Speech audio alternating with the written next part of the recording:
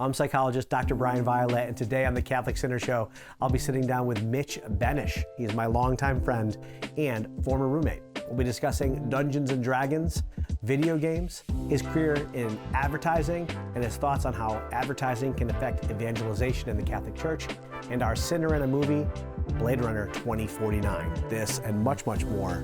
This is the Catholic Center Show.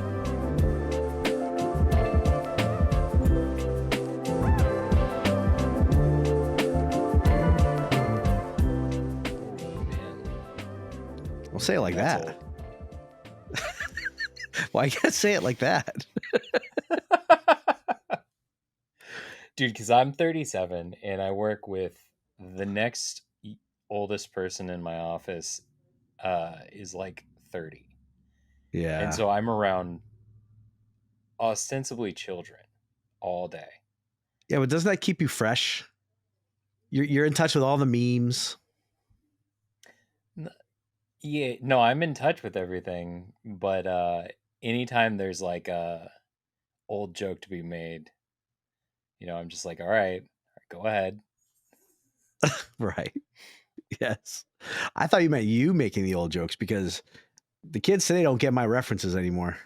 And that's frightening. No, the old jokes that I make are with the 30-year, with the people who feel like they're getting older, like hitting those 30-year-old milestones. People are like, oh, I'm so old. And I'm like, yeah, you are, for sure.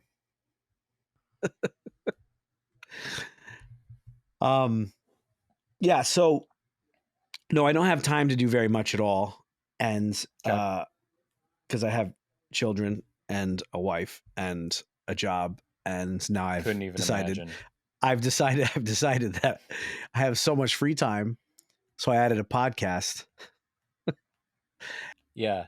I get it, because there's a specific type of work that rejuvenates me, right? And I Yes. think there's just a special type of like person where you have to work to relax in a specific way. So I teach classes at the university, and people are like, how do you have time? And I'm like, if I didn't do this, I feel like I would not be as good as I am doing this. You teach classes at the university, advertising classes? Yeah. Oh, that's exciting. Tell me about it. Yeah. Do you want me to just jump into a life story? Is that part of the podcast, or do you just want me to talk about it? I mean, it's as much as, if it's boring, I'll cut it out. But if it's interesting, I'll keep it in. How's that? Sounds good. How did you become a college professor? Well, so back when I was in college, the biggest thing that I kind of took away was especially in advertising, where it changes daily, weekly, monthly. I had teachers who I really liked and were really good teachers, but they had been out of the game for like 20 plus years. And what does somebody who hasn't been in the professional world know about something that changes that quickly when they've been out for so long? And that was one of those big holes that I saw in my education. And so when I got to be a senior, I was able to rely on adjunct professors and people who are actually doing this stuff right now. So now that I'm kind of in a position to be able to help, I like to do that. I like to kind of give back in the same way that I felt like I helped or was helping. I totally understand that. That's why I like supervising. I remember the angst and the anxiety of coming up through that experience. And I just want to calm young people down and say it's going to be okay, and help them navigate some of the pitfalls where I felt like nobody helped me navigate those pitfalls. I was recently scolded's the wrong word, but given some pretty consistent feedback that I needed to tone down any doomer talk, just because like in advertising, you kind of feel any sort of economy related things pretty directly. When there's a downturn in the economy, the first thing that gets cut is marketing dollars. And so I was like, man, the economy's tough this year, and was just kind of saying it how it is. And a bunch of my employees were saying, we get it, but also maybe just like a little bit of sugar with that medicine, buddy. You all should change majors immediately. This is a bad idea. Yeah. Oh no, that was my workplace. Like when The way that I say it to my students is I'm harsh with critiques, but I'm easy on grades because I really don't care if you have an A or a B or whatever, but I care that you come out of here with information that will help you. Hmm. So as long as I see the improvement, like, and you do I'll, all the things you're I'll supposed to give you do, an A. yeah, essentially, Oh, 'cause I really don't care. Like, that's whatever. I've seen people with like 4.0s who have zero world awareness and are not suited to work. And I've seen people with C's who do extremely well. for sure. Are you projecting right now because you are not a 4.0 student? Look, Did you forget I did you didn't forget who come you were here. having a conversation with?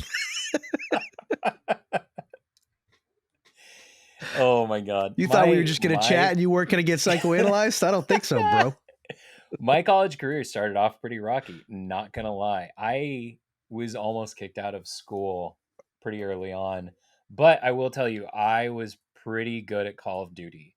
And I was better at video games than I've been at a lot of things at that point in my life. But uh, at the end of it, like when I finally found advertising and got to apply, like the culmination Yes. of a lot of different things that I had been doing in my life, I was able to turn around what was, I think, around like a 1.2 GPA to a 3 by the time I graduated. So I was pretty proud of that. That's more impressive than people might think. To go from a 1.2 to a 3 actually is Yeah. quite the feat. Yeah. It took so much work. Mm. Yeah. In a couple of didn't feel like work, though. strategic classes. No, it did. Okay. Felt like work. It did when it came to certain classes like language, which I'm just not Sure. naturally good at.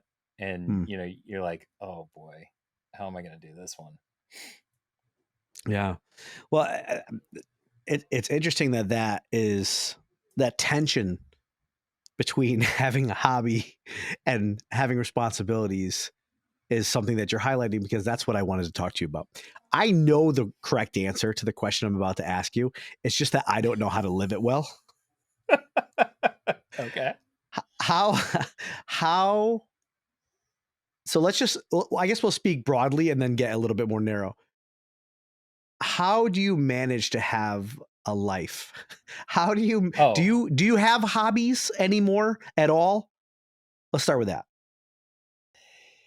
You know, yes. No, I love to, obviously, like, things where I can just relax and sit down and just veg out, like movies, video games, things like that. Yeah. I wouldn't consider that necessarily a hobby. That's stuff that I like doing, but like it's pretty passive. It's a good way to kind of turn my brain off. I would say my biggest hobby that I have two kind of running hobbies. I always like to find Crocheting a task. and No, closer than you think, right? I always like to find a task that is a house project, right? So recently I redid our shower, where I took off all the walls and found out there's drywall under the tile, and went through this whole journey where I learned about, you know, like what kind of drywall you put up behind a tile, what you have to do to make sure it's water sealant. I Yeah. can usually turn my mind off, and, like, you know, I've been recently playing the new Spider-Man game, which is amazing. Love it. Uh-huh. But I'll just turn my brain off and I'm like, you know what? Nobody needs me right now. This is perfect. But if I'm taking like a vacation and I'm not checking my email and I'm not on Slack and I'm not, you know, moving projects that I have forward, that's where I start feeling guilty. That's where I start feeling like On vacation? a lot of anxiety. Yeah, on vacation. I cannot take vacations. Well, that's not good. You know that's not good, right? No. I didn't say it like it was something good. Yes. Well, I think hobbies should be a miniature form of that. It's that spirit of interior leisure, that inner recreation. And a vacation should be an extended expression of your ability to turn your brain off and enjoy some kind of avoidant activity. Vacations are a nightmare for me. I'll tell you, the last 2 vacations I went out of town for, we went to Ohio recently to hang out with my wife's family. And like, That doesn't sound like a vacation. I probably could have taken time off. And to be fair, like, it was fun, but like, I had to work throughout the day because I could not stand to be away from all that stuff. The vacation prior to that is probably like, this one is the one that people call me out for, though. We spent a week in Sweden and I still worked 9 to 5. Oh my goodness. You got to stop. So you need help. No, Stop it. I know. Get help. Now Why do let me ask I'm you. on So a podcast with a psychologist. so is it pressure from above, or is it more like you are so anxious that you can't stop? Imagine, if you will, I will. a pile of trash, and your job is to take the trash out every day. That's it. Like, that's what you got to do. And every day you don't take out the trash, no one else does. And it just keeps growing and growing and growing, and you leave for like a week, and then all of a sudden you come back and there's like so much trash. Okay. And that the knowledge of how much trash is going to be there at the end of the week is way worse to me than just picking it up every day. Well, should you not be training someone to back you up? Shouldn't you be grooming your replacement in view of your advancement anyway, so you could actually put your feet up once in a while? I don't think at my current place, I don't think there's any way for me to advance. Like, I'm kind of at the top. So that's a problem. I mean, it's not a problem. Like, it's a problem for me because I like having career like mobility. Even Yeah. I don't want to ever be at the top, which I know is, funny to say where I'm at, but like, I always want to have something that I can sort of push for and work towards. That was a big reason, another reason why I took on teaching, because like, I don't have anybody to help me be better at what I do. So what I want to do is take on these opportunities that are specifically geared towards me having to learn. And so when you're teaching, like, you write down everything that you know in this sort of culmination of your knowledge lives on paper. And if that culmination of knowledge doesn't make sense, you see a lot of dead eyes in the audience, and they're like, "What are you talking about?" And you're like, "Oh, you know what? That doesn't make sense." And you go back and you think about, like, okay, where are the holes in my knowledge? What do I need to get better at? And you all of a sudden have a roadmap for how you can actually excel in what you do. And that to me is a real fun thing. It's amazing how teaching helps you to be better at your job. Even just downloading your brain and sharing it with someone else, which forces you to articulate things that you take for granted, assumptions that you make, leaps that you make in your own logic. And someone that's trying to track with what you do, they may not know how you got from A to D. And so you have to slow it down and explain A to B to C. Yeah, and then D, right? Yeah, that's how letters work. Yes. And then articulating that helps you to refocus your own efforts, I think. Yeah, it absolutely does. And that's one of the most valuable things that I've learned about teaching. That was something that I had felt when I was coaching a lot, and coaching soccer. Like, yeah, you learn so much by just giving that knowledge to somebody else, because like, when you say it out loud, you can find the places where it doesn't make sense pretty easy. So I want to continue to try and draw out that terrified, handcuffed little child within you that's not allowed to have a life right now, and ask you more about your actual hobbies. So, Spider-Man, what level difficulty are you playing on? I mean, medium. That's fun. Okay. I like Spider-Man's one of the easier games that I play. I don't think with video games I lost a lot of Twitch, just in general. Keeping it pretty light with Rocket League. That's the one that really keeps me going. I just started playing that game with my son, and Yeah? I'm not competitively. It's just the two of us against the computer. It is Yeah. so funny because it's one of those games. I mean, he's 4, so he can't Right. really play games, but he can play that game, and you can't really screw it up. Not really. I mean, Sure. at a competitive level, like, sure, of course, there's a lot of strategy, but against the computer, like on the lowest difficulty, he can just smash into things and Oh occasionally yeah, score a yeah. The goal, computer will and get it in for you. it's a lot of fun. Yeah, it's a lot of fun. So for our listeners, our viewers out there, Rocket League is when you get into a car and play soccer in a car. Yep. That's pretty much it. That's where we're at in life. Soccer in a What car. if soccer but with cars? Yes. It's a very popular game though. Yeah. But other than that, like my biggest hobby is Dungeons and Dragons. I love that. Get out of I town. do that Did every you know week. that I play that? Did we ever talk about me playing that as well? I don't think so. I don't think we have. We just found a shared hobby. I think There you go. Dungeons and Dragons, or I know that's a scary concept actually to a lot of Catholics. I think left over from the 80s, where The 80s. but people, like, it was introduced to the religious world as something satanic or something, and it's not. I mean, it's neutral. It's more complicated game of Monopoly, really, with just more rules.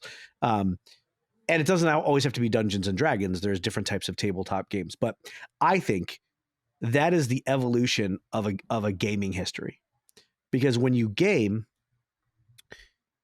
you're limited. It's the same kind of experience as playing a tabletop role playing game, but there's railings, there's limitations on what you can do. There's still rules in a tabletop game, but it's limited by your imagination ultimately, which video games do limit you much more so. Do you 100%. act? Do you do voices? Yes, absolutely. That's the funnest part. Like coming up with these characters and your characters interact with them, and then they talk to this one character that you didn't flesh out. You have to come out with a voice on the fly and a whole backstory. So you're a dungeon master. Yeah. In fact, this next game that I'm running is pretty complex. So is this all in person or online? Online. We usually go through Roll20, but Roll20 has been kind of not kind to me with my rolls, so we might be exploring other things. That's the thing about math. There's no superstition involved, actually. You roll a dice and it's rolling a dice. You could be suspicious about the programmers behind the software of Roll20, which roll the dice for you, or you can just accept that that's the way math works, right? Yeah.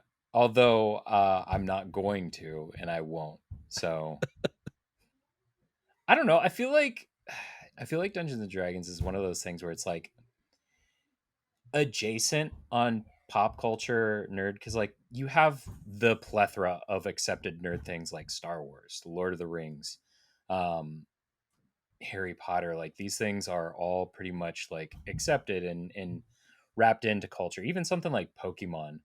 But then you step out and you go, okay, I'm into Dungeons and Dragons, and you have to like slide that in somehow, and then have kind of like this shared connection. Like, oh, okay, there's still a level of nerd. You could try to normalize video games, but there's still the nerdiness out there that most people don't access. So I'm glad. Can you give us an example of a character that you like and do the voice for us, please? Live. How comfortable are you? I can with absolutely your characters? do that. Okay. Okay. So, there was like you have all of these fun voices. Like you can do, if you want to do somebody who's a bit menacing, a bit evil. Like there's this eternal king in my next campaign who kind of absorbs the life force of everybody in his kingdom, and you have this deeper voice with a British affectation. And then you have kind of his toadies who are going to be a little bit higher on the register, you have the kind of right hand man who's going to be, yes sir, I will take care of that, absolutely. There's going to be kind of a main antagonist character who's here, who they're Mm-hmm. not going to know yet, but he has a different affectation in his voice. Mm-hmm. And so, like, if they're really paying attention, they'll notice one character that goes through all of these different areas with a different name and a different voice than everybody else. But yeah, that's pretty much it. And then you get like really fun characters where maybe it's like a anthropomorphic rat that talks like they're from New York, and it's like, "Hey, what do you want, buddy? I got your Yeah. stuff right here." Yeah, that's your back alley thief, your back alley Yeah, hoodlum. Uh-huh. yeah. Yeah. Yeah. My ways, they're hot. What can I say? But you Yes. better get them because they're good. I appreciate a good character voice. I do them myself. Yeah. To me, it's a major difference playing online than it is in person. I think it's so much harder to play online. I think there are a lot of distractions, as you're very easily distracted by just being at your computer, having websites at your fingertips, games at your fingertips. I think people can tune out, and you could have one member of the group carrying the others, and it's problematic. But in person, there's all that stimulus between turns that allows you to kind of stay engaged rather than waiting, so yeah, there's an interaction. There's like, you get snacks, you get beers, you get all of the things together, you're hanging out with your friends. Like, there is a camaraderie to it that is amplified by just being in the same room. yes. So I completely get it, but yeah, sometimes it's not possible when you grow up and move away. I know that's the challenging part, especially if you're accustomed to playing games online anyway. It's like an easy platform to just substitute a new content into. Well, that's exciting. I'm glad to hear that you play regularly. I didn't know that. So this is one of the ways in which you replenish yourself. That is officially a hobby.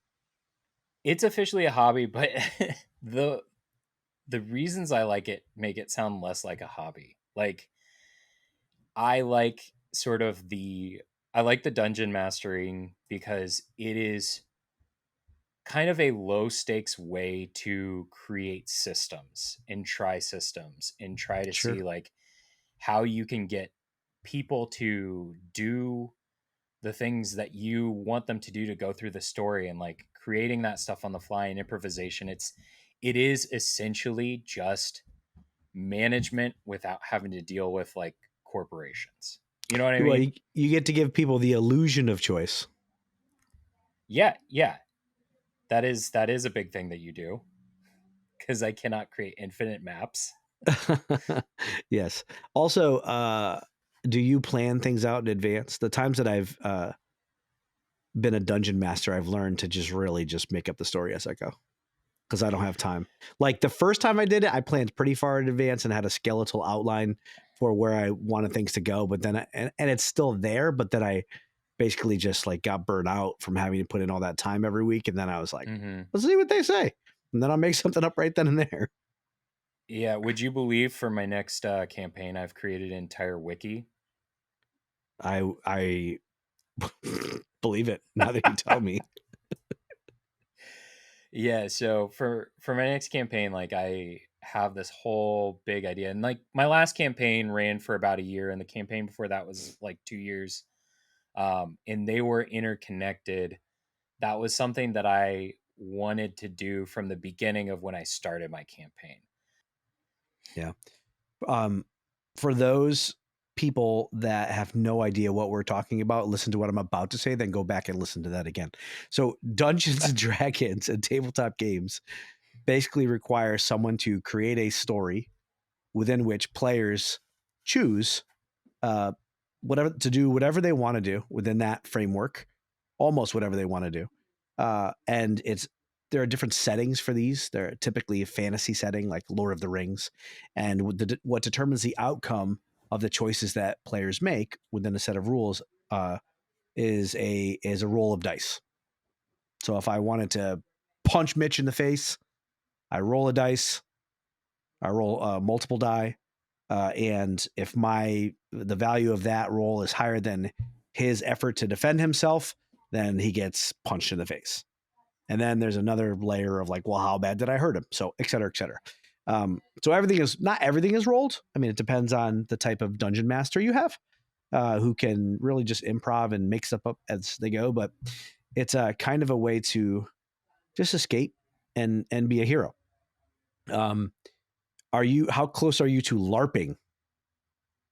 Oh, that's a bridge too far. That's a line. So what is LARPing for the fans?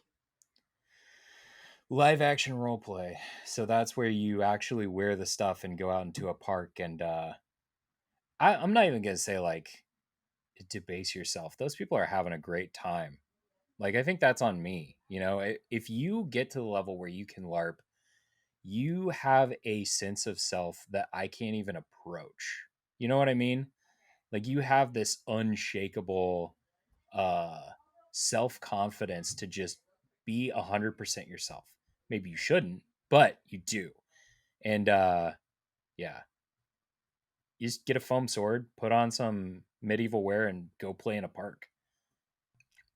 I think there's something true about that. Yeah, it takes a certain confidence. I think the insular nature of it, where the players lean on one another for support. There's like a collective courage that comes with going to a park with a foam sword. But it is the natural evolution.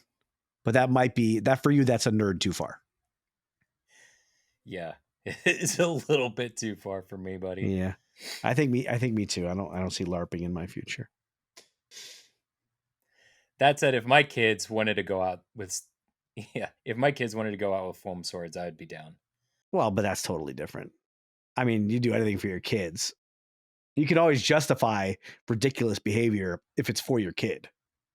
And I do. Though you secretly are doing it for yourself. Finally, I get to LARP. That's great. Do you have now? You love Japanese culture. Yeah. I've known this about you. You speak Japanese, a little Japanese.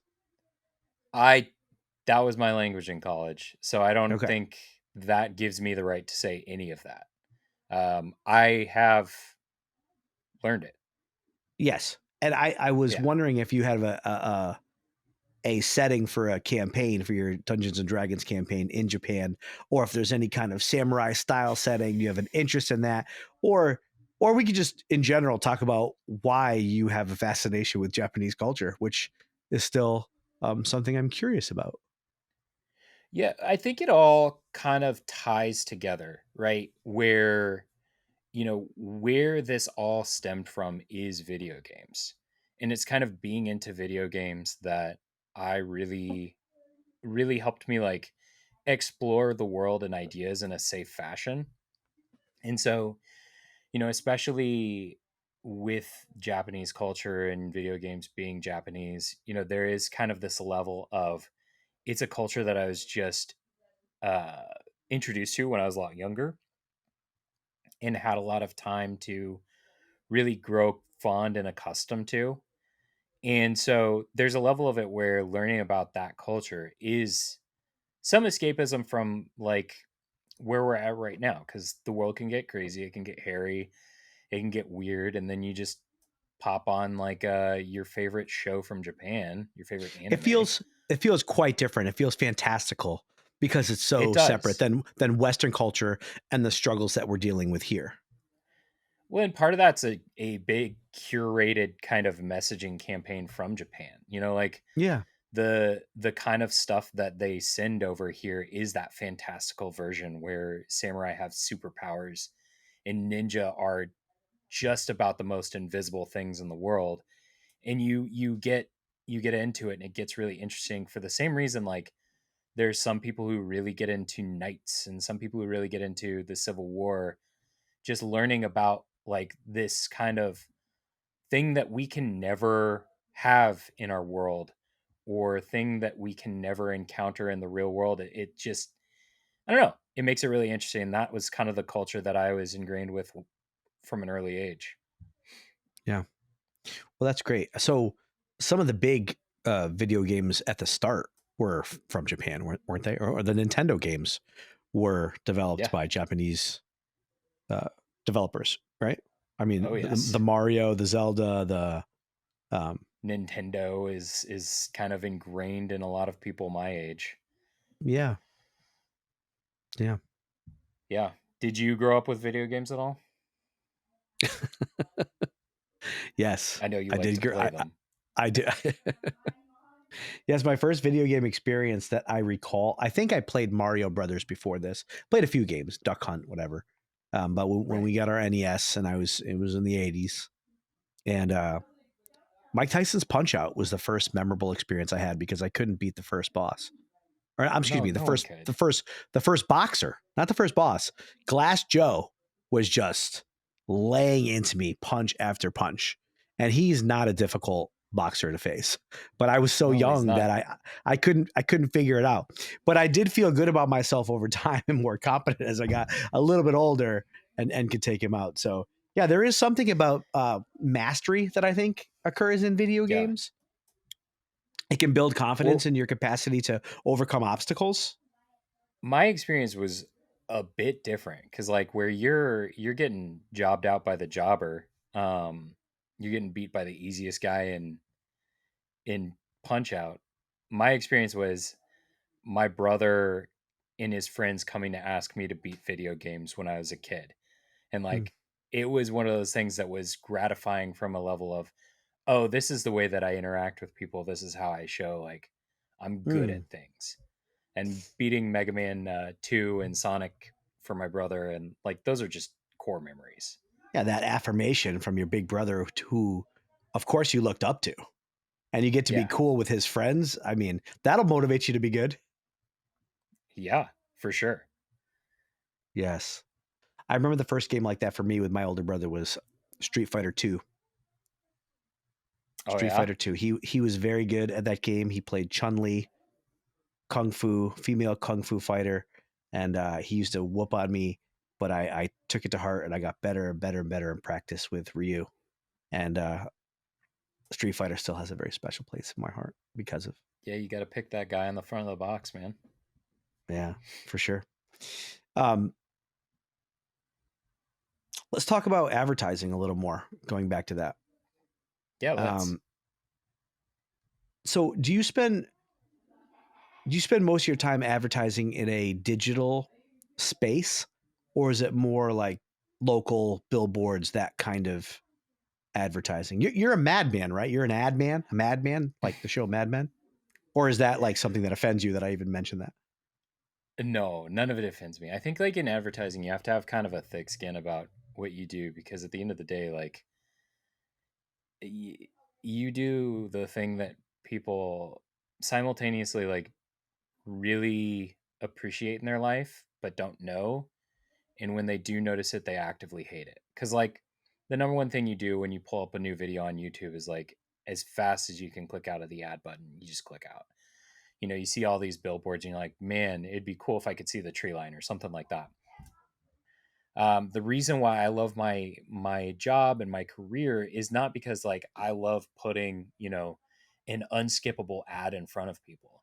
It's that I love connecting people's, like figuring out how to connect somebody's business and their business initiatives into a compelling thought. And so when what we do, how we decide, you know, what it is that we're going to do for people is we hear, you know, what is the thing in your business that you are lacking? What's the thing in your business that you really want to be better but's not? And we talk about like, you know, what are you currently doing for advertising? What is it that you want people to know about your business? Who do you want to know about your business? Who are the people who are engaging with what you do right now? And we get through all these questions and we figure out like where are the holes in their communication? Where are they dropping people in that hole? We the sales funnel is kind of like the marketing term for it. But we start to look at where their holes in the sales funnel are, And then we start to think of, why are they experiencing these issues? What's happening at these points? Why are people getting out of this thing? Why are people not engaging in a service that would otherwise be great for them?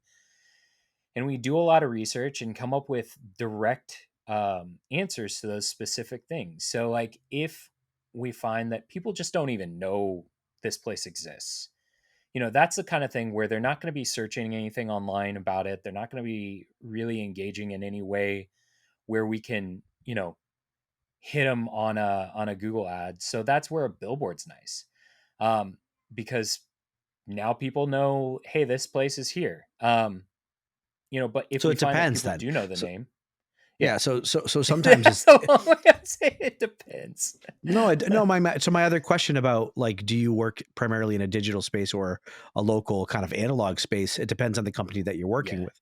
And what I'm hearing from you is that you enjoy the creativity involved in taking a product and helping to, like, remove the obstacles that people bring to accessing that product. I was thinking about how you create something that people actually want to skip past or avoid. Like, they're like ads are annoying. Like, people spend Super money annoying. to not deal with ads. They'll spend the money in the digital space, and Yeah. it's your job to be as creative as you can to make it as non-salesy as possible, right? Because when you feel like you're being sold something from a subjective side of things, it's like, I'm good. Stop trying to sell me something. But if it's like Yeah. speaking to my heart, it's like, okay, I Yeah. can get down with that. And I imagine it Yeah. really exercises your creative capacities. Yeah, for sure. And I mean, more than that right now, especially if you work in the digital space, you have that experience where you're like, what messages are going to resonate with people? But there's another layer of it where it's really diagnosing, like, what are people responding to, and sort of gut checking your own thoughts and your own opinions, and being like, okay, here's the numbers behind what's successful, what's not successful, and here's what's getting people interested in what you have to sell. And that's this really interesting sort of dive into the human psychology from a mass communication scale, like from a macro level, that I'd imagine, if I had to guess, is probably kind of similar to why you like psychology sometimes, Oh, I don't like but psychology. from a much more like individualized level. Like, what's going to get this person to want to change their life? In some ways, yeah. Yeah. I mean, it's a little different. I have a lot more space. It's my job really to create a space, a holding pattern to help people work through their own stuff. And they're coming to me asking for help. Versus for you, it's like, let me tell you what you need. I mean, there's some of that in what I do, because I mean, they wouldn't be coming to me for help if they knew exactly what they needed. And there could be a Yeah. distinction between what people think they need and what they actually need. And to help them realize that they're longing for something different than what they think they need. That's the challenge for sure. Yeah. But I do, like I said, I sympathize with you having to overcome the obstacles that people put up to, I mean, basically to spending money. They don't want to spend money at the end of the day. Nobody wants to spend money. People Nope. covet their money. They don't want to spend it. And you have to convince them that not so much about price, but about value. And that's something that Yeah. is a tension point for me, even in what we do I work at Catholic Psych, and I don't ever want our marketing to come across as a sales technique, but you have to employ sales techniques to help people realize that there is something good here. There's a product I deeply believe in, and there's something that you're bringing to this conversation that's preventing you from getting your needs met. And I think that's like the Mm-hmm. healthiest, most integrated approach to marketing or advertising or anything. If you believe in the product and you're trying to Yeah. just help people get out of their own way. Somewhat. I mean, like, there is an element of it where you're not always going to believe in the product, and that's For just your kind of the job. nature of the beast. Yeah. Because your company is contracted to do ads for a variety of different ones. For us, it's in-house. Yeah. So we have to believe in the product. We don't contract out with an advertising company. It's, we from within, we hire people to promote our product. But I could totally understand with what you do that I'm sure you're not I won't ask you to say some of the products that you've had to sell that you don't believe in, but maybe we could talk about that off air. But I'm sure you encounter some products that you don't believe in, but you still. The funniest thing about it is, though, I don't usually have that problem. Like I know that there's this is gonna sound weird, but like when somebody trusts me with their money, as long as it's not something that's like truly evil, right? Like I'm not out here trying to do things that are like really really evil. But if somebody comes and it's like this might be a button issue within the political space I don't necessarily agree with, The Nebraska farming but this community. person, There's people that have strong corn opinions. well, I mean, like ethanol is a big hot button issue. Hmm. And if somebody were to come in and talk about, they want us to sell ethanol, like it's very easy for me to kind of, okay, you are trusting me, you're talking to me, and you're trusting me to be good stewards of your dollar and do what you want. Um, I'm 100% in. It's a lot of responsibility for you. Yeah.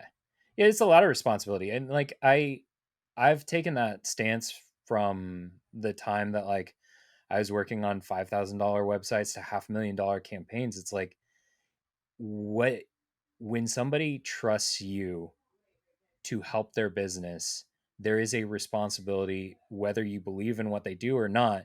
You have a responsibility to them. And that's something I take very very very seriously.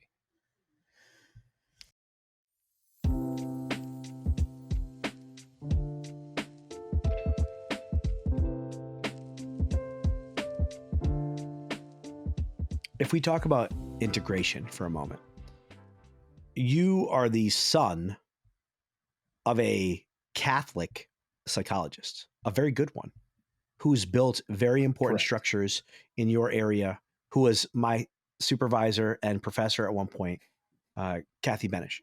And I'm always curious about what my influence on my children will be given my profession. And, you didn't choose to become a psychologist, but I'm guessing, you tell me, guessing being in that home where there is psychological language exchanged, that probably left an imprint on you that affected your interest in advertising, because there's such a closeness with psychology and advertising. One borrows from the other, I think. So I wonder if just like your familiarity with psychological language and reading people and trying to understand people because of your mom influenced your career choice. Oh, 100%. And I think like it there's kind of an extra level of that where it's not just, there's a piece of it where it's like, I think this is something I'm naturally drawn to because of her.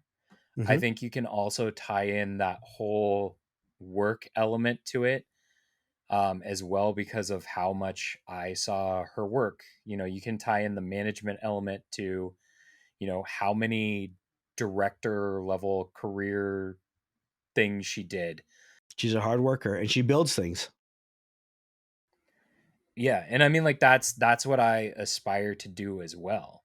I think the big reason why, I've gone into advertising instead of psychology, which I did think about psychology for a minute there. I wanted to be an industrial organizational psychologist, where ironically, like this was 10 years ago that I was thinking about this. I was wanting to do my study on the integration of AI into the workforce, which would have put me in a pretty good place right now. So hindsight. Well, we will talk about AI later, I'm sure. Oh, I'm sure. But the fascination for me with advertising over psychology is just kind of it, it's like the creative aspect to it. Yeah. It's the level of abstraction that you have to have when there is artwork involved. When it's not me talking to someone else, when it is me putting a big message out there to try to almost speak to an unfathomable number of people. It's indirect influence. Yeah, indirect influence, absolutely. And like you get to pull in trends, you get to pull in what the you know conversation space looks like. And there's all of these other factors that go into it that make it this big messy uh bowl of spaghetti that you can just get your hands into and figure out. And that is so cool to me. I love that piece of it. That's awesome. Let me ask you this. Let's shift gears slightly. Let's pivot slightly. I'm interested to hear if you think there's a connection, or at least possible connection, if there isn't one yet, but maybe it's something that's ripe with opportunity here, uh, between advertising and evangelization from a Catholic perspective.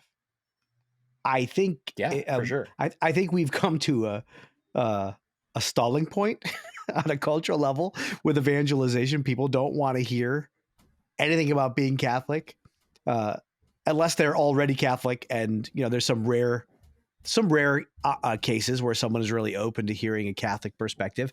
But in general, at a cultural level, I think a Catholic viewpoint is um, at worst silenced, at best tolerated in a watered down form. So, what do you think? Do you think advertising can help us evangelize?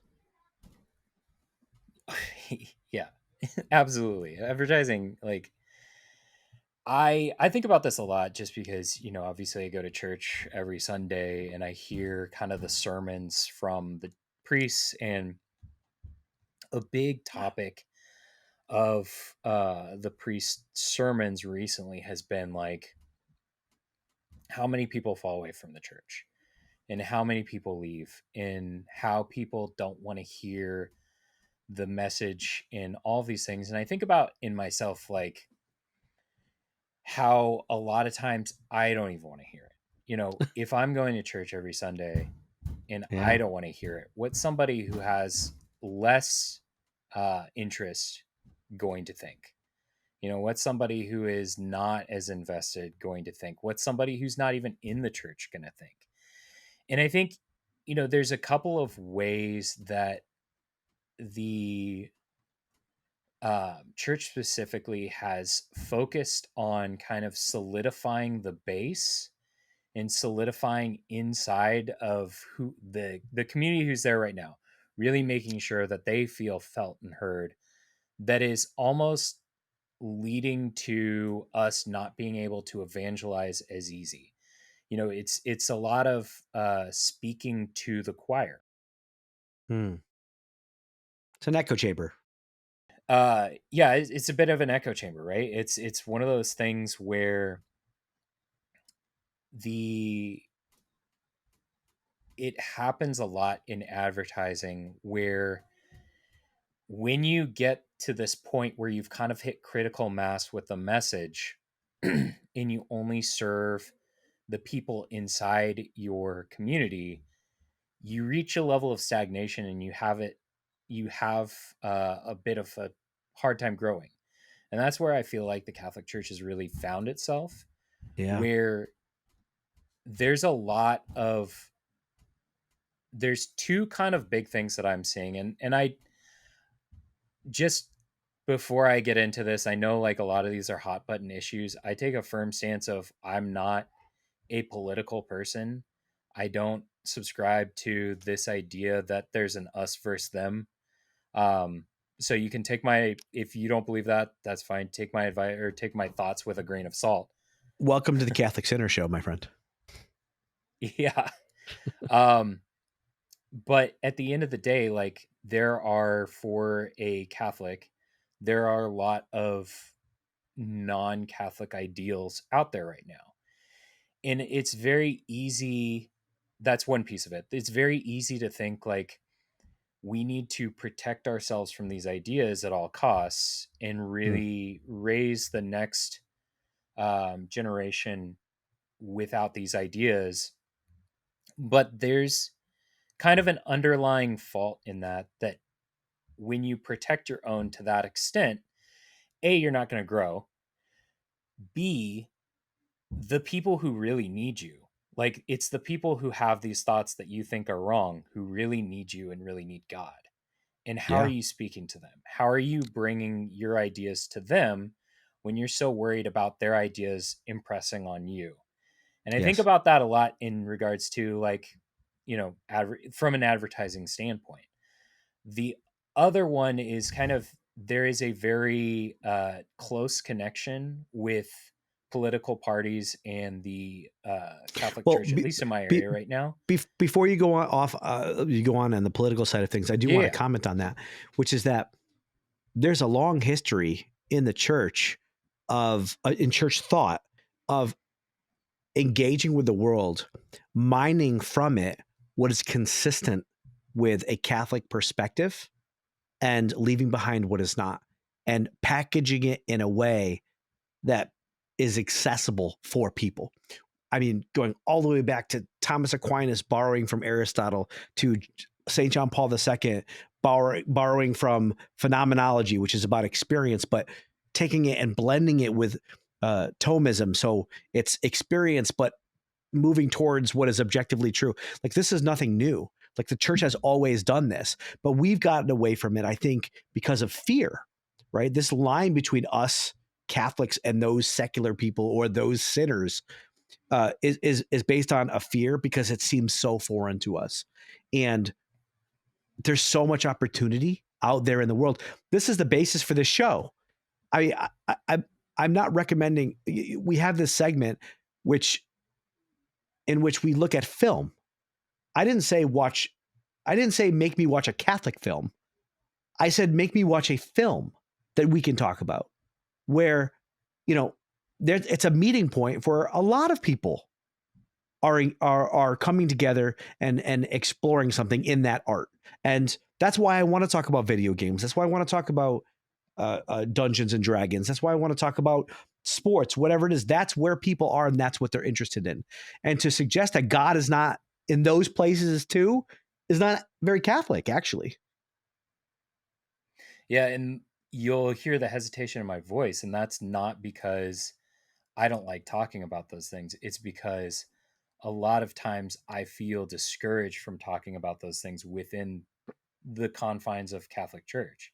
It's like this obviously, you have to differentiate between the human experience in kind of like the dogmatic laws of the Catholic Church. Like we live messy, crazy lives, and that's something that we have to come to terms with. So the And Catholic Sinner Show, I am the sinner. So if people are looking at this as me interviewing sinners and I'm Catholic, that's not it. I'm the sinner. brother, I'm the I'm in mess. advertising. I think people recognize who's the sinner here. I'm the mess. We're all the mess. Yeah, but I was just saying, like, there's so much of this message that, as you said, is rooted in fear. And I think that's really our biggest barrier. I won't even get into the political stuff right now, but that's our biggest barrier to evangelization. Like, when's the last time I heard about, good things happening in the church outside of it? And the answer is not really, I can't remember the last time. But of course, there are good things going on outside of the church. Absolutely. Yeah. There's good things that are happening within the church. Like, if there was like a focus on going to soup kitchens and helping, homeless people, if there's a focus on like doing good works throughout the community, and that was the message that was getting out outside of the church, other not like this message of, fear and hate the other. Like, if the message was kind of going back to the Beatitudes and what, Jesus did with prostitutes and tax collectors, like, that is the message that would draw people in, where people are like, I feel alienated by the world right now, and they do. Where can I feel comfort? Where can I feel home? Yes. And what I would add to that is there are many, many Catholics that are engaging with the world and are ashamed that they're doing it because that's not publicly allowed as acceptable. People are all watching the same movies. They're watching the same television shows. I hate to break it to you, but I'd say a good majority of us swear. Like we swear, we're struggling along this path to God. And to feel criticized and judged within a Catholic community for our shortcomings, like that's not the message of mercy. That's not, that's not divine mercy in its pure sense. And like the world is more entertaining than a homily. Social media is built to be entertaining and addictive. And I'm not saying that that's all a good thing. Of course, it's problematic in certain ways. Even video games are built to be addictive. And but there's something to be learned about the attraction that people have towards that. There's a natural human desire that's being met in engaging in those kinds of activities. And so for the church to say that is wrong, that is bad, stay away from it. Like, why can't we nuance it? Why can't we look at those things and discover what is good and try and push back against what is not so good rather than fear the whole thing? Yeah, and I think even when we're talking about stuff being evil, like, that's not anything new. I grew up with Pokemon, Harry Potter, the Da Vinci Code. Like, I've had a long history of seeing things be labeled as evil when at best it's just bad media. The problem that I've encountered recently is where people start calling other people evil for Oh, who yeah. they like, for the things that they're dealing with right now. Like, it's bonkers to me, because it's like, those people that you feel are furthest away from God, they're the people who need him the most. Father Benedict Groeschel used to say, when you get to heaven, you'll be surprised about who's there and who's not.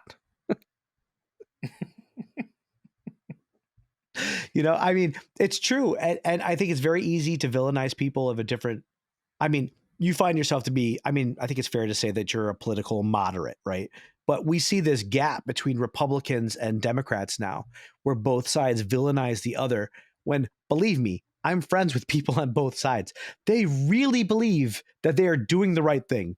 And they're extremely well-intentioned, good people on both sides. And, to create this forget cancel culture. I'm not even going to speak to you if you have a different viewpoint than me. Like, it's so dangerous. Yeah. And that's why I wanted to create this show, so we could at least have dialogue again. I grew up in a world where it was acceptable to have any viewpoint, and you're still allowed to be at the table and talk about it. So I think you're right. I think to villainize other people is very dangerous, and it doesn't recognize their humanity. There is an enemy. There is an enemy, but it's not a person. It's not a human being. It's advertising. Advertising is the enemy. Well, kind of. I mean, like, I know what you're driving at, but at the same time, it can be used used to manipulate and control people, and not used for what is good. Oftentimes it is, especially when you do bring in the political side of things. Like, there is a real benefit to there not being collaboration, because when we have kind of a synthesis of ideas, it's hard to count votes, right? But when you can section off specific groups, and this is, side agnostic, as you said, I would consider myself a moderate. When you are able to say, like, okay, I'm going to get this group, this value, that makes life easier for you. When those people mesh and those people talk and those people coordinate, all of a sudden it becomes a lot more difficult to figure out who's going to vote for who. And that makes it a lot harder to figure out what message you're going to put on your 24-hour news cycle, depending on, Ugh, whatever news cycle you run. don't get me started on And cable it's all news. advertising. I know, but I mean, cable news is it's literally built on making sure that you come back after the commercial. So they're going to use fear to make you to come back. They're going to use like contentious language to villainize the other side of the political spectrum. When I think the reality, I mean, I don't know if this is fair to say, but I mean, I would imagine that most people can see that both sides have a legitimate viewpoint. It's people on the extreme that are the loudest that represent the political parties, but you know, average person at the supermarket can see both sides. You think that's true or no? I would say that was true. It's getting a lot harder to see now just because the voices are getting so much louder. Yeah. And I think there's also been a little bit of an ebb and flow, right? Where you go back to 2019, and the Twitter warriors from the left are the most loud and obnoxious people known to man. And now you see like kind of what's on the right mirroring what the left used to do. And the right is getting louder. The right is getting much louder than it used to be. I think they felt silence for a while, and now they're really pushing back against woke culture in a way that I don't think is always healthy. I mean, I think in some sense there's a dimension to it that's healthy, which pushes back against the extreme of liberalism. But sometimes it's very like antiquated. Like I don't want to say barbaric, but it's very critical. It's very judgmental. It's very closed-minded. I mean, a progressive viewpoint is generally more open-minded. Generally, a traditional viewpoint, a conservative viewpoint holds on to those traditions that have value. But, to block yourself off entirely from what a liberal viewpoint can offer, like we said, there's a difference between a social justice warrior and the goodness of serving the poor, right? There is something beautiful and wonderful about serving the poor. But if you're like, no service of the poor ever because those Democrats serve the poor, those social justice warriors, well, that's just ignorant, in my opinion. I mean, this is just one example. Yeah, and that's kind of what I'm seeing more often than not. But like the really frustrating thing is that being advertised and blasted on, take your pick on news channel, right? It's not just one news channel or another. It's not just MSNBC or Fox News. They all have to make money. And as you said, like they have to keep you invested that there is a threat out there. Those threats are going to get you unless you listen and know what you're looking for on this news channel. And that keeps you coming back. Yeah, you live in a floodplain. The flood is going to wash your house away. Guess what? If you buy flood insurance with me, you can feel safe. The basic sales. But even the people I disagree with the absolute most, I will talk to them one-on-one and they're good people. Like they're saying they want something or another because that's what they've experienced in their life. And we've reached this point where especially with social media and kind of the gamification of the social experience, where people think like they understand communication in its entirety. And kind of the way that I've always looked at it, which is why advertising is so fascinating to me, is I see the sum of my 37 years on this earth have led to some of the greatest experiences, some of the furthest reaching experiences. It's been the entirety of my existence, and it's just kind of a grain of sand on an entire beach. And that is human experience. What I've experienced is my experience. Yes. But when you think about like the entire beach and somebody who lives in, Sri Lanka and doesn't know anything about my 37 years, I can feel like my life is a big thing. It's humbling. But it's not. I guarantee you it's not. And then you talk to other people and you get this kind of richness of what is actual human experience. And it's a collective of everybody that I think is really fascinating. And I always find myself the way that I talk to people and the way that I kind of approach these things with people, especially when they are showing kind of vehement hate towards another person they don't know, is like, I wish that you could see the other people like I see them. I wish that they could see you like I see you. And if you take down kind of this preconceived notion that there's people out to get you just because you're you, then you can start to tear down those walls. Then you can start to really start to learn and think and understand and see, like, why is it that somebody thinks this way? And that is nothing but helpful from the standpoint of, like, if you don't understand why somebody thinks why they think, you don't have a shot to evangelize. You can't get Yeah. to that person. You have Yeah. to put your guard down, rationalize what they're thinking, so you can come to meet them and bring them to where you're at. If Well, you this are is in a better this is place. empathy. I mean, this is something that you grew up in a world of psychology in your home life, and that's psychology 101 is empathy. It's putting yourself in someone else's shoes. So I think we underestimate. There was a point, I think, in the latest edition of the DSM that they were thinking about taking narcissistic personality disorder out of it because it had become commonplace for people to be narcissistic. And like at a cultural level, like narcissism is everywhere.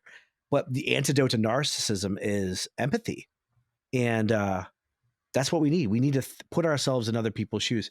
You know, you brought up this point about like how it's different to be to be raised and grow up in Sri Lanka versus the United States, and that you realize that you're just one grain of sand on a very large beach. That is true. And when you encounter global citizens who've been all over the world, they'll be the first to give you that kind of perspective, to know that you're just operating from an American Western perspective, and the world is a very different place. Fine. Let's put a pin in that for a second. I do think two things are important here as a counterbalance to that. One is that we can only work with the community that we have. We can only work with what's around us. And the reality is that we are within Western culture, and we can only try and help and make headway and change and trying to improve Western culture. That's the first point. The second point is, I think there's something constitutive about wanting that unique validation, or validation for our own uniqueness and our own perspective, that speaks to our relationship with God. You know, you hear this phrase in Catholic thought that like Christ would have died on the cross just for you. If there is no one else out there, he would have done it for you. And I think there's something important about that.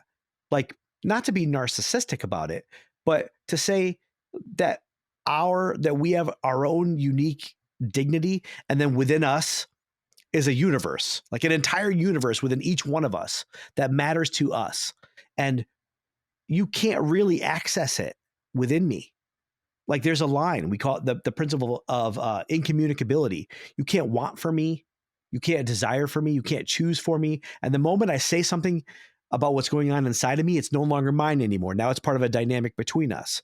And yet, from a Catholic perspective, like, the Holy Spirit is within us. God actually understands the fullness of our own universe. So it is a grain of sand in a much larger universe, but that doesn't mean from God's perspective that grain of sand is not important. No, absolutely. That grain of sand is absolutely important. But I think, like, especially right now, just there is such a self focus that I think the easiest thing for people to understand is that if there is no one else in the world, God would die for me. Yeah. The thing that I want people to understand is that if you conjure up the person that you would consider you dislike the most, even bordering on hate, God would do the same for them. Yes. And that's the part that I think people need to step back and understand. Like, there is a redeeming value in everybody, whether it's somebody you love with all of your heart or it's somebody who you think is just the worst. Yeah. That person is just as special to God as you are. And if you scratch the surface of the choices that they're making, or the thought that they are promoting, you'll find that like there are intentions and desires that you would agree with, for things like safety or communion or connection or protection. This is what psychology can, where psychology can help the conversation, which is that we're all ultimately we're desiring God.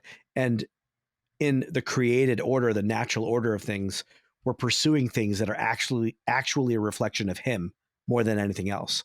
And on a human level, of course, we all want security, peace, provision, whatever it is. So as you scratch the surface, you can connect with people. You get underneath it a little bit. Yeah. Yeah.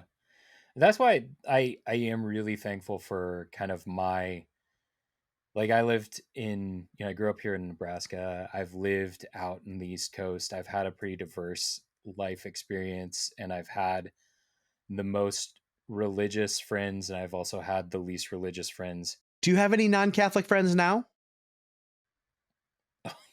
Do I have any non-Catholic friends? I don't really have any Catholic friends, honestly. I mean, I do. That's hyperbole.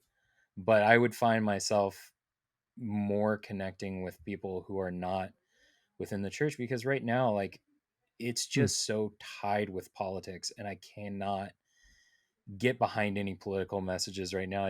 It's tough for me to stomach, honestly. Do you find it that it's hard for you to connect with your friends who are not Catholic, in terms of them not sharing the same values as you? Is there like a level of depth that you can't get to with them?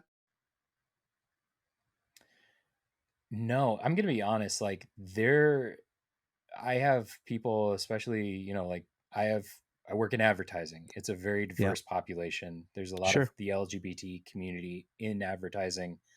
There's it's one of those things where, like, when I talk to somebody who is gay or trans, there is that sort of longing for being understood that's behind it. And there's kind of an empathy and understanding of people who are very different that I can connect with. It's kind of the message of people who are very ingrained in the political space right now, where you start to feel, and I'm not talking about like SJWs. I'm talking about people who are trying to live their lives but have very different lives than me. Um, it's when you have kind of this fervent need to rally the troops and circle the wagons and get very insular in your community, where I start to say, that's just not my community. Like, I were it not for kind of having to go through my own journey and being okay with being Catholic and feeling that this is the right choice for me, there is a real possibility that I wouldn't be Catholic right now. Like, I had to come to that decision myself. And if I was discerning that decision right now in this climate, I probably wouldn't, just because it's all about circling the wagons. There's a large message of trying to shun the other at this point in time that I just don't think is very um, Helpful. Catholic. Yeah, I'm very Catholic. Yeah. Yeah. What are you working on in yourself right now? Do you work on yourself? Or are you just like, I'm good? No, so what I'm really working on in myself is kind of self-discipline in moderation. Moderation is something that I've always struggled with, just because, I mean, you can probably, like, if you think back to anything that I've said at this point in time, you can probably diagnose that pretty quick. Like, I would when never do there's that. something that when there's something that I want to do, I throw myself into it. Yeah. And so, like, it's really helpful for having like large Like bursts having a of wiki for getting, your next campaign in D&D, you get it. for You for get it. example. Um yeah, but one of the things that, that's not helpful for is like lifelong skills, like regular prayer, like, working out, like I don't know, just taking time and being able to balance work and relaxation to the point where it's like I don't go, hit my head into a wall and have to take like a week off just to be able to do it again. You know, Yeah. I'm the biggest thing that I'm trying to work on right now is figure out how to like be okay with a little bit every day. Yeah. That's admirable. What's the next thing after this that you've been putting off deep down in the shadows of your psyche that you know at some point you're going to have to change, but you're like, not yet? You know, I would not have had an answer, but I do. Just because of like, you know, the conversations that I've had at work. I had a one-on-one with an employee today, or not today, it was Wednesday. So I had a one-on-one with an employee, and we were talking about, you know, the fact that I literally had cancerous cells that I had to take out of my arm. Not personally, that, yeah. Anyway, so like the doctor had to remove it, and my attitude at work is to go on pretty nonchalant and, you know, like play it off like it's not a big deal. Here, what's the thing you're working on? How do we make that better? You know, don't worry Mm. about me, let's worry about you. And there's kind of this deep rooted, it's tied into a lot of different things, but at the core of it, I am incredibly uncomfortable with people caring about me. I love you Like so much. that's I can't tell you how much I love you and I appreciate our friendship after all these years and being yeah, away that's from so each other. uncomfortable. Like, Hold on, I'm not done. yeah, After all these years, I mean, we lived together in like 2009, and just I could call you up and say, yeah, I need you to come on a podcast. You're there for me. And you're such a good man that I respect. And yeah. I admire who you are. I love like the balanced perspective that you bring to things. I love that we have shared interests. I think you're a man of integrity, and I really appreciate you, and I love you. I'm so glad you did that. I don't know if you can see my camera right now, but like I'm squirming. And that's what happened in that meeting, whereas they were like, you know, you do so much for people, and nobody really sees the kind of things that you're struggling with because you don't show people. Like Yeah. you put gratitude on other people, but the second that you get gratitude, you just throw it right off and give it to other people. And I'm like, yeah, that's because other people need gratitude. And they're like, is that really why you're doing Well, it? receiving itself is a gift. To like open yourself up to receiving care from other people, like, is a choice. Yeah. And I understand and I feel that. However, It makes you it is uncomfortable. so uncomfortable. Have you ever thought about why it's uncomfortable, or is that just down the road to think about why it's uncomfortable? No, I'm happy to go into it. I don't know why. Or do I? Is it hard? I Hang think you on. know. Well, is it hard to trust? What? Is it hard to trust that someone means it, or that it's going to be there like indefinitely? Like, okay, this means so much to me because, of course, it means so much to everyone to get that kind of affirmation No, and to feel loved. So is it like, I don't know that this is going to be there perpetually, so I'm not going to open myself to receiving it. right. It's not hard for me to trust. In fact, I usually take a stance of trusting until somebody proves to me that I can't. Um, it's not hard for me to really open up about my feelings and my thoughts and my emotions. What's difficult for me, and I think it really goes back to like, you know, I've been pretty self-reliant most of my life, Yeah. and I've had to rely on, you know, just my own ability to do things.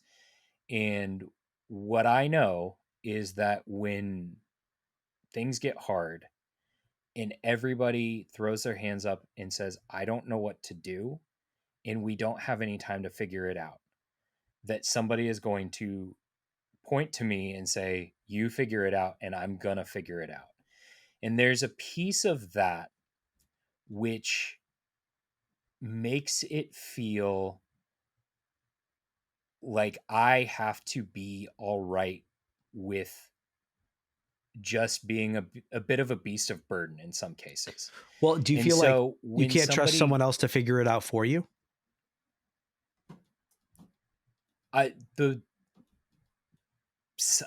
Not really. I was going to say No one maybe. could I ever don't- figure out not this really. problem except for me. That's just the situations that I've been in, generally Yeah. speaking. And Yeah, that's yeah. what people have come to rely on me for, Yeah.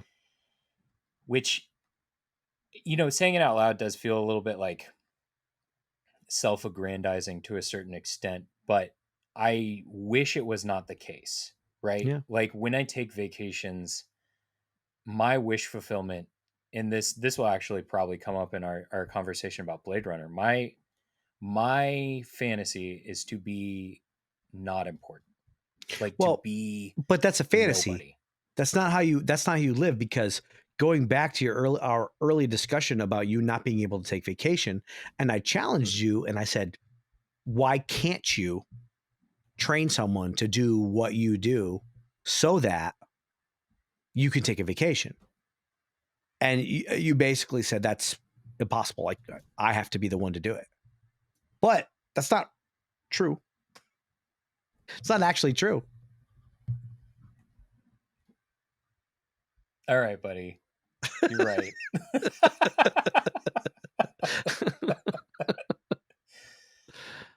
Yes. I can see. Yeah, no, I can see. What exactly event sparked this? I don't know. Well, no, I appreciate you being willing to open up and be vulnerable and be honest about something that you need to work on. We all have stuff that we need to work on, but my hope is for you, trust me, I'm a disaster. I have plenty of things I need to work on. But for you, learning how to receive help, receive affirmation, to just broadly speaking, receive, I think that's going to affect your spiritual life. I think that's going to affect your daily functioning, because ultimately, in relation to God, it's the only thing we can do is receive. That's it. That's the only thing we can do in relation to God. So as you work through this stuff, and I know you will, because you're committed to growing, like, I think it's going to really be a windfall for you spiritually. And the fact that that's the next step, maybe it's not today's step, but it's the next step, I think long-term is going to be awesome. I didn't realize it was as big of a problem as it was until I felt how uncomfortable I felt in that moment. Whereas the thought of people caring that my health was a factor was frightening to me. That they cared. Of people, caring is really terrifying to me. I would there's a piece of me that would honestly prefer that nobody did, and that is not that's why I'm that's something I really do have to work on, because that's not a good thing to think. Yeah. Well, the most important question I have is, where was all of this when we lived together and the house was a mess and I need someone to take responsibility for cleaning things up? That's my question. Oh, I don't know. Who knows?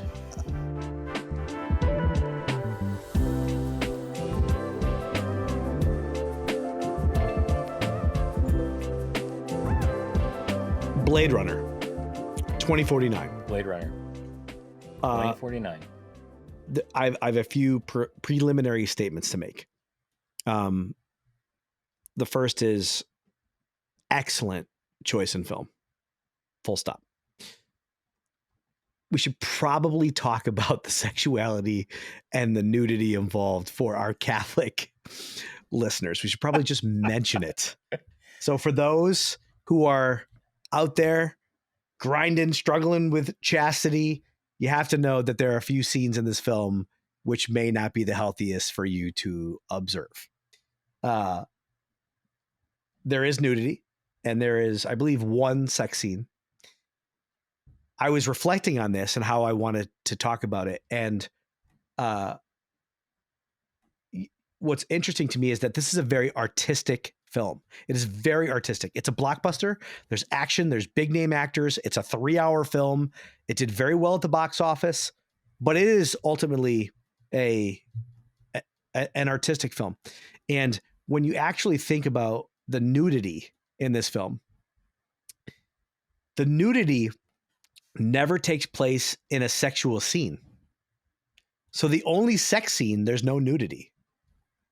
But there's nudity when one of the replicants is first born and is like covered with ooze and then is like murdered and like their stomach is cut open and they bleed to death. It's not sexual. It's raw, it's vulnerable, but it's not sexual. And then there's another scene towards the end where I mean, I guess you can call her a female protagonist. A digital holographic version of her communicates with the main character, and it's really confusing about what that means for him because she's another version of a woman or a program that he fell in love with, and she's naked. Mm-hmm. But he's actually like disillusioned by that interaction. So that's not sexual. But if you have an issue with nudity and sexuality, like, please be careful and take the proper precautions, whatever it is. So I just need to say that as a disclaimer up front for our viewers and our listeners, if you're coming from a Catholic perspective. It's an amazing film. I think it's so cool. I seldom these days want to watch something more than once. I saw this relatively recently for this show, and I even want to watch it one more time. It's so good. Yeah. It's dystopian, it's dark, but it's also techie. I mean, it's beautiful. There's a lot of tech involved, which makes it fresh and new. I guess my first question for you is, do people need to watch the original Blade Runner? Like, what do they, if not, I mean, this is a cult classic, the original with Harrison Ford. What do they need to know? And does this film do service to the original, which stands alone as an amazing film and cult classic? So just bridge the gap for me from this film to the original. I would say if you wanted to watch the original, it would neither hinder nor hamper the experience for this. Like, there's a little bit of backgrounding that the original can do for this one, but at the end of the day, like, the original, it tackles kind of a different set of ideals of questions than this one, while being kind of adjacent themes. Yes, I agree. So let's just jump right into it. What do you think this movie is trying to tell us about AI? What do you think about AI specifically? Well, I think Denis Villeneuve is trying to tell us something about AI. I think it raises questions. Does it give us any answers? Yeah. I don't know that it does. I think that it's not necessarily trying to say anything specifically about AI, because you have kind of the primary protagonist, Kay, as a replicant, which, for those who haven't watched any of the films, a replicant is essentially like an android or a human-like robot. A bioengineered human is the definition. Yep. So they are human, but created by man. When we're talking about like what really draws me to this, obviously, like you said, the art style is phenomenal. Like, this is a fully realized world that conveys so much with every single frame, by the colors, by the design, by the shots. Everything is so artfully made. But what it really fascinates me is that normal cyberpunk, which is the genre where you have kind of this dystopian corporate infested world, falls into kind of two different worlds, right? One is the more common, where it's like the rampant production, the rampant corporatism is inherently bad, and it will ruin our lives because it turns people into cogs in the machine. The other kind of direction that it goes is um, the future is beautiful, and all of this technology will someday lead into these halcyon days where we no longer deal with any sort of lack of resources. It's kind of this utopian view of technology. Both of those are I don't really like. I enjoy watching them, but from kind of like a fantastical, like this is a fantasy setting, like, you know, this is a Dungeons and Dragons setting. But what I like about this film is that it tackles a lot of those same ideas, Hmm. but it does it from the standpoint of not trying to say this is wrong, this is bad, trying to say this is how it is. How do people be, like, what does it mean to be a human in this world? And that's the core of what makes Blade Runner 2049 so interesting to me. Well, I think you can. I think that this film is a snapshot of that moment right before it branches off into one of those two directions that you mentioned. Either it becomes this utopian society or it becomes hell on earth and the end of humanity. Because it's like that moment before our worst fears become realized. The way people talk about AI today, where the machines finally they become smart enough that they realize that they don't need us anymore. And here's a moment in which, you mentioned that the replicants in this film are treated as workers. Actually, from a replicant perspective, they're treated as slaves.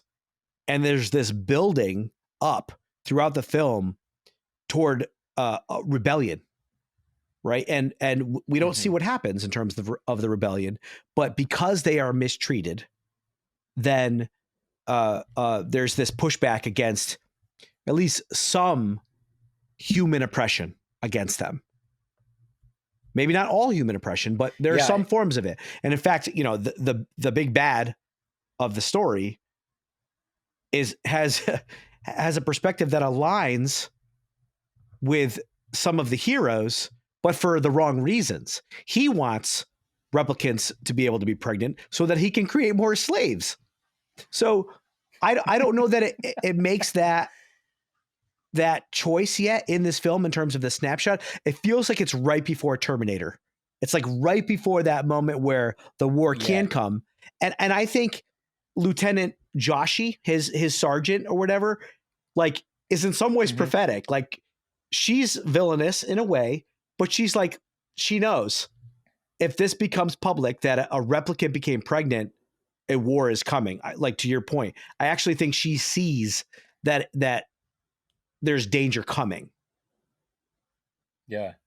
Well, it's interesting. Like, you hit on kind of one of the main themes, right? Where I said workers, you said slaves. The reason I did say workers was because, like, that is the distinction people are trying to make for replicants, right? They say, like, a replicant can only live this long, and it will just work to make sure it gets its job done, and then it'll die pretty early. And that's important, that it doesn't have human abilities, because then it's not a worker, then it is a slave, because we are treating people with their own thoughts and their own desires as the way that they do, and that's that's like it's like using a computer now. It's just a tool. There's no sentience. But in this film, the computer, which is embodied in a bioengineered replicant, at the very least has sentience. But the question of this film is, when does sentience become a person that has a soul? And I don't think the film actually answers that. I mean, you find evidence throughout the whole thing of raising the question. The Joy, for example.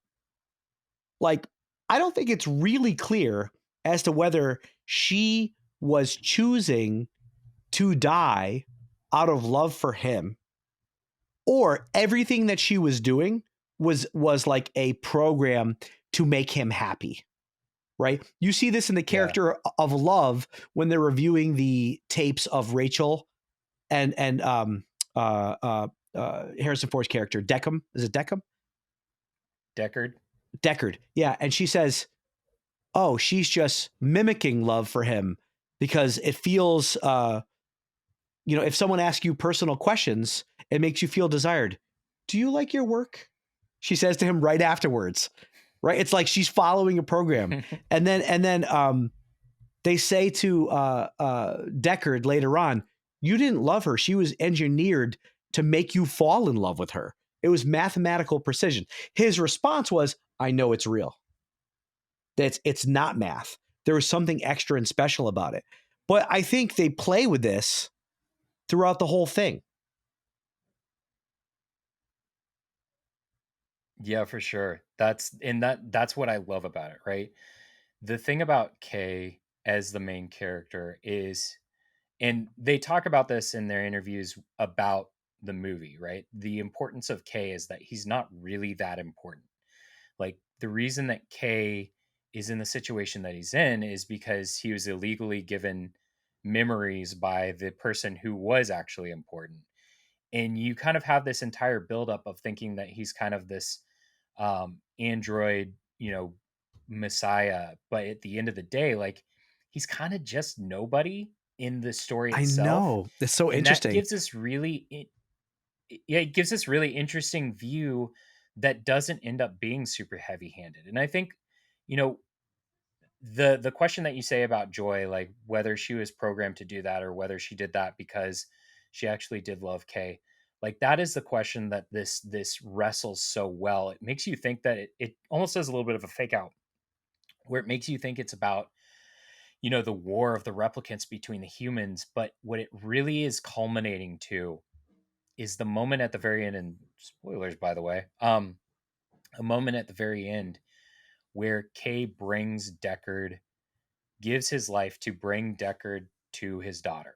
Mm-hmm. And that moment is the one quintessential moment where somebody does something that feels what I think is universally considered human. And it's Dying done by for a what you replicant. believe. Yeah. Yeah, exactly. And like in that it's devoid of any kind of message about a broader state of the world, and it lives in kind of this brief glimpse of humanity that's built up to it. And it's just so laser targeted towards answering, like asking the question, what is the difference between a human and a replicant, and then answering it with like nothing. It's these moments, Maybe that people create. It's like, maybe it's nothing. yeah, Because maybe it's nothing, because I think you can look at how Joy leads him on this path. She even says he's when he's going to take her with him and like delete the file that's in the hard drive of his apartment, and he said, if this is destroyed, you could die. And she says, like a real girl.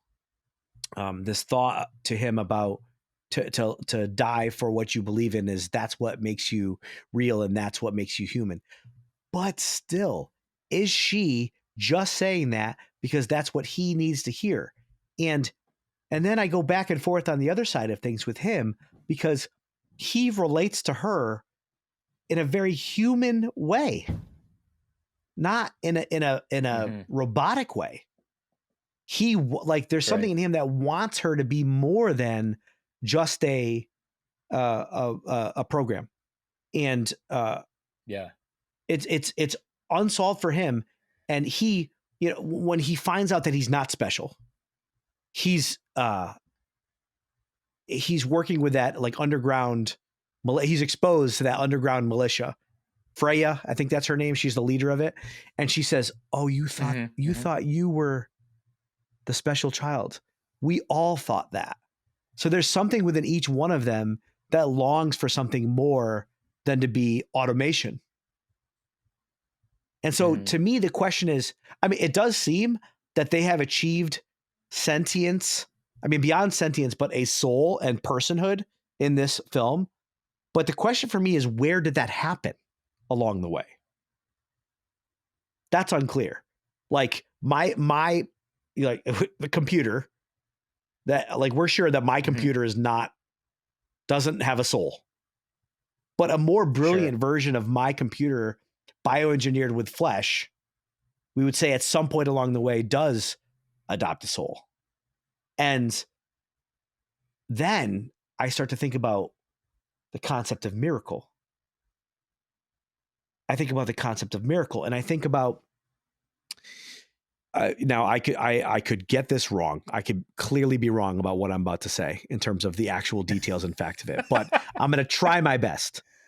From a Catholic perspective, there is space to believe in evolution. You don't have to believe in evolution, but you can, both macro and micro evolution. And there's in some forms of thought, there's a distinction between narrative creation, like in the book of Genesis, which is a story which tells us about being human, and then scientific creation in which God guided the evolutionary process.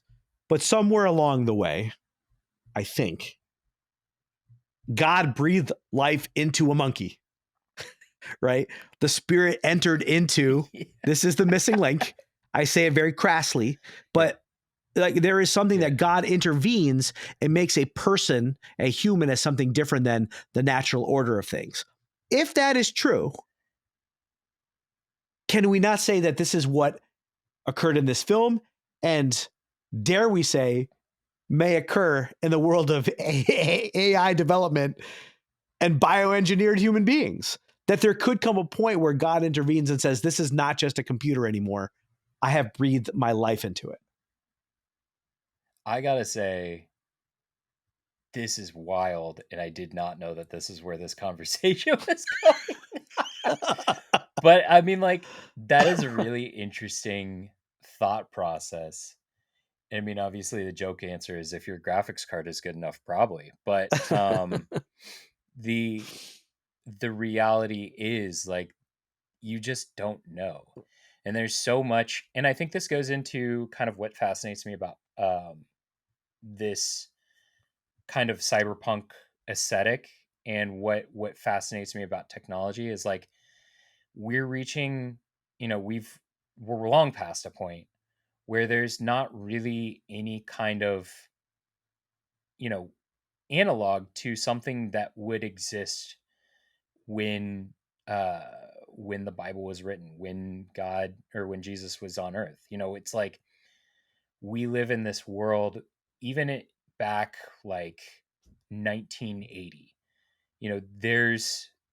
There's elements like the TV that kind of pop up, like the telephone, where this isn't something that existed, but it is relatively like it's just kind of an extension of the human experience that worked in, like, that's not a perfect analog. But then you get to these situations where we are creating life in a facsimile of life, right? Where I have, we talked about the D&D. I'm building that by basically putting my ideas in a wiki on the computer, and I do that.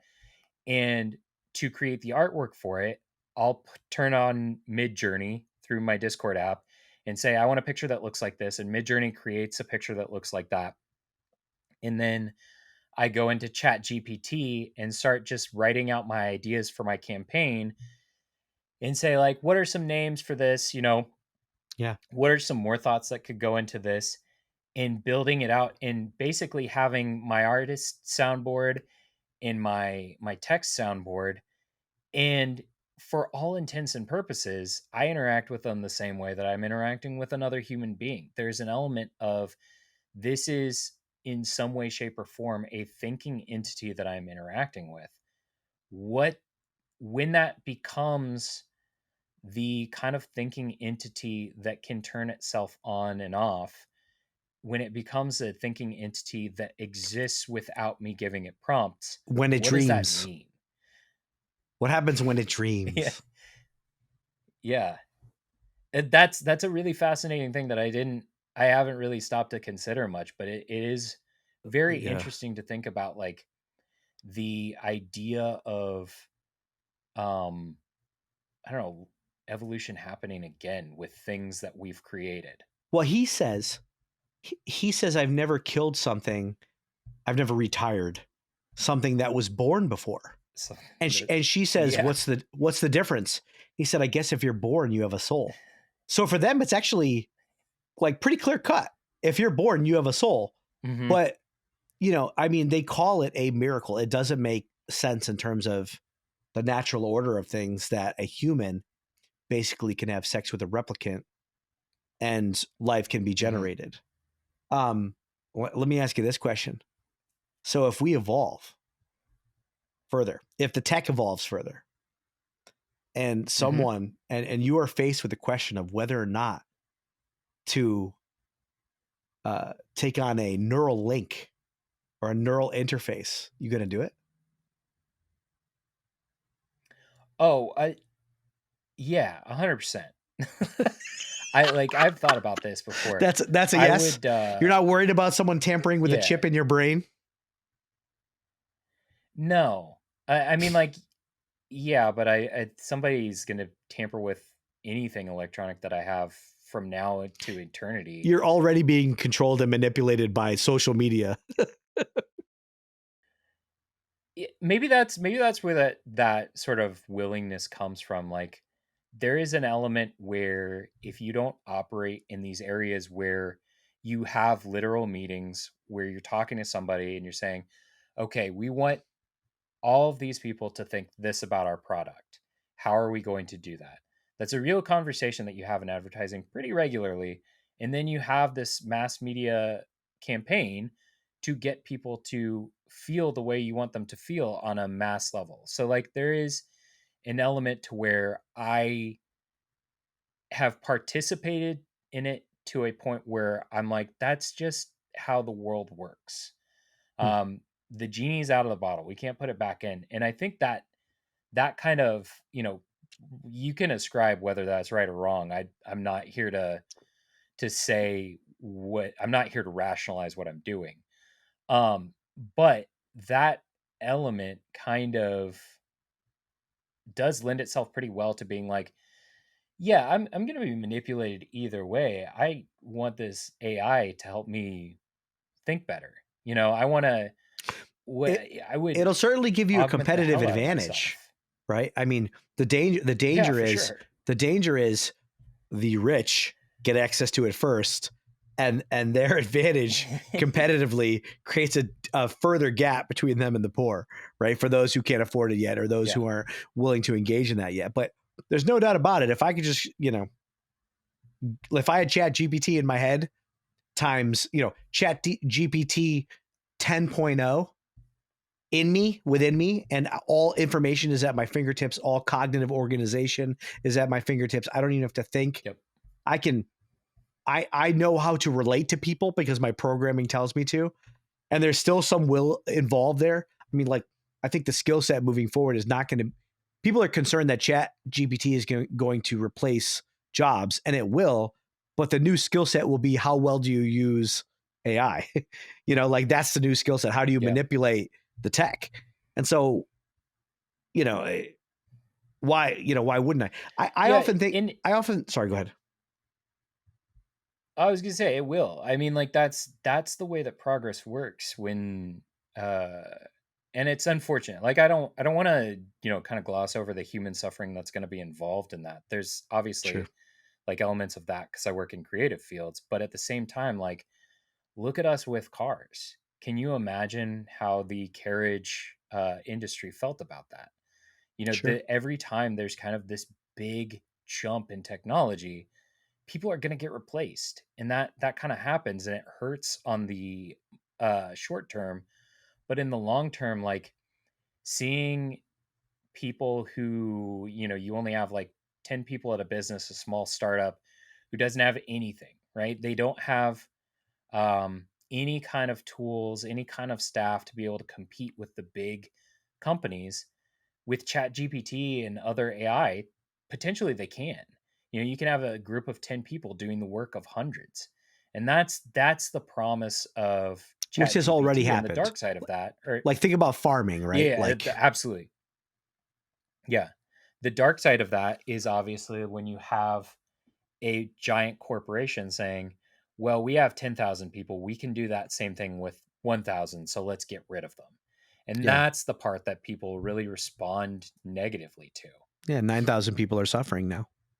The thing that Absolutely. I think that the thing that attracts me about the futuristic genre, even in the fantasy world, like, I don't just like learning about medieval knights. Like, I want wizards, but wizards have this supernatural power which transcends the natural order. So there's an attraction there, right? I think similarly, the world of futuristic IP or genres, this is that if I were to be bioengineered, I essentially get superpowers. It's like a way that superpowers are accessible to me in a way that like magic is never accessible to me. Like I can't like say a spell and control the natural order, but if I could get enhanced vision, speed, strength, computing power in my brain, and like that's an actual option because the technology alters my biology. There's something cool about that. I think there's something cool from a male perspective with that core question of competency that makes it attractive. Not to get too far afield here from the genre that we're talking. I mean, the film that we're talking about, but across the other end of the genre, the cool thing about Star Wars originally, I don't know what it is today, but originally, was that there is this tech, there is this advancement in technology, and then there were some things that were transcended that could not be explained, and that's the Force, and that's the Jedi, and there's something mysterious and spiritual in the world of the convenience that technology allows. It's kind of like the both and. But I think the especially as I get older and I get balder and fatter and dumber and there's a natural part of me that would be attracted to some kind of neural interface that would make me think in a way that was more advanced than when I was 25 years old, or make me more athletic than I was when I was 25 years old. But I mean, I guess if everybody gets it, then it balances out again. But I think from a competency perspective, it's cool. Yeah, no, I 100% agree with that. I would, if it were safe to do, I would chop off my limbs and put robot limbs on today. So I'm right there with you. I think wonder how it's like, would your wife like that? What'd you say? Would your wife be okay with that? Sorry, I cut you off. Would your wife be okay with that? Not a chance. not a chance.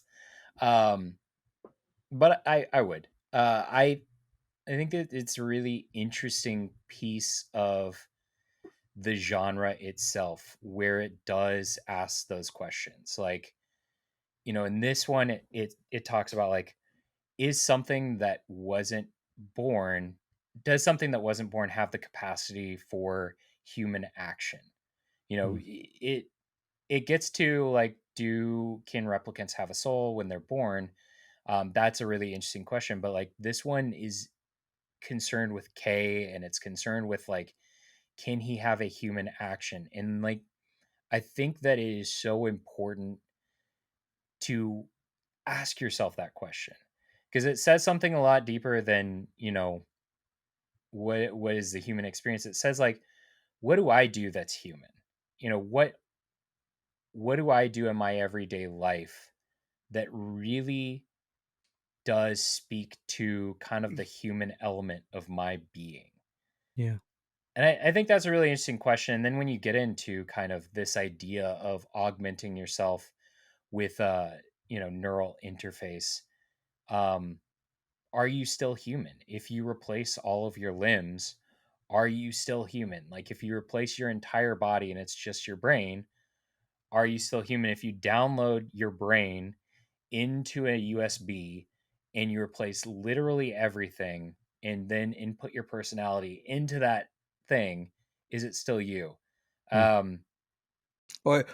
do you keep downloading Well, what about when like you keep downloading your consciousness as an attempt to be like an attempt to like live eternal life on Earth, and your body is like there's a lot of fictional stories, science fictional stories about downloading your consciousness so that your body is just a vessel and you never actually die. You die, your body dies, but then you just get uploaded into a new body and you never experience eternal life. Personally, that sounds miserable to me. This life is hard. Yeah. But it's still an interesting question that really gets to a lot of the things that philosophers have been trying to answer since the dawn of time. Yeah.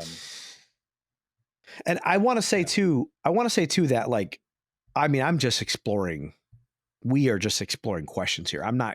I'm so far from even giving an opinion, much less a definitive answer. I mean, I'm certainly open to the Pope coming out and saying it's an evil act to get a neural interface. Like, I'm not proposing that this is the way people should think about things. I'm saying, what if? I'm raising the questions, and I want to like explore, possible angles until their end, if possible. But I think we need to start thinking about it. Yeah,